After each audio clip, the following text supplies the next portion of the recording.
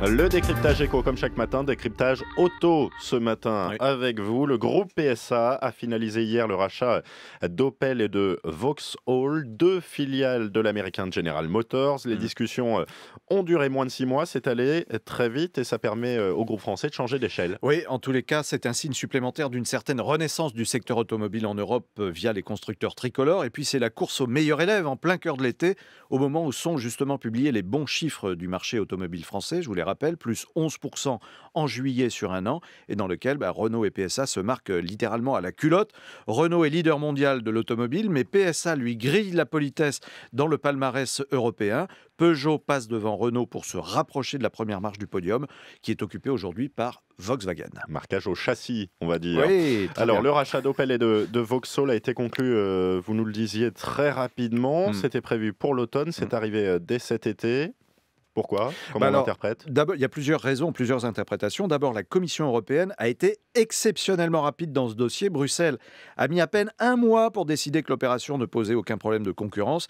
C'est vrai qu'on ne lambine pas quand il s'agit de permettre à un groupe européen de s'imposer dans la mondialisation. Deux, General Motors ne voulait plus traîner sur la vente d'Opel, déficitaire chronique, perte de 13 milliards d'euros accumulés sur 16 ans. Il était vraiment temps d'arrêter les frais et l'offre de PSA ne pouvait mieux tomber. Et puis trois, Opel et Vauxhall étaient les derniers points d'ancrage de General Motors en Europe, Opel en Allemagne, Vauxhall au Royaume-Uni. Donc l'Américain jette l'éponge ici pour se recentrer sur d'autres marchés, notamment les États-Unis. Et pour rester dans le jargon automobile, est-ce que ce rachat, c'était une occasion immanquable pour Alors, Peugeot? le prix d'abord. Un groupe en perte de vitesse depuis près de 2 décennies, c'est toujours moins cher qu'une entreprise en pleine forme, évidemment, mais pour s'offrir Opel et Vauxhall, PSA met quand même sur la table 1,8 milliard d'euros. Alors, ce montant global permet à Peugeot de devenir, je le disais, numéro 2 de l'automobile en Europe, mais aussi d'optimiser ses investissements technologiques. Les chaînes de production serviront désormais 5 marques au lieu de 3 aujourd'hui, Peugeot, Citroën et Talbot.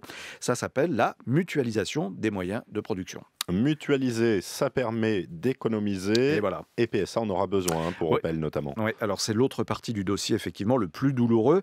Opel doit annoncer un plan de redressement dans les 3 à 4 mois.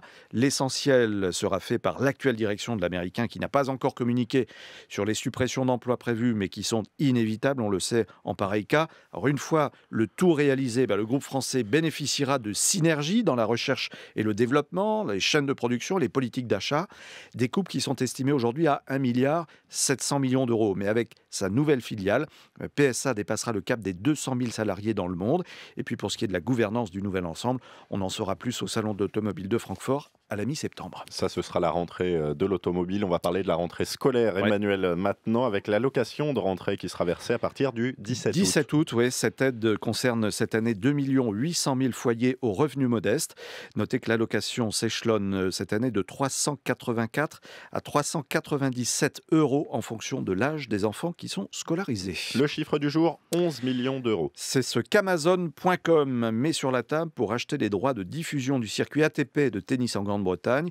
Première opération d'envergure dans le sport au Royaume-Uni pour le groupe de commerce électronique, et ce, au détriment de la chaîne de télévision Sky. Ça fait un mollet de Neymar à peu près. Ah, entre autres. Merci Oui. Emmanuel Cuny.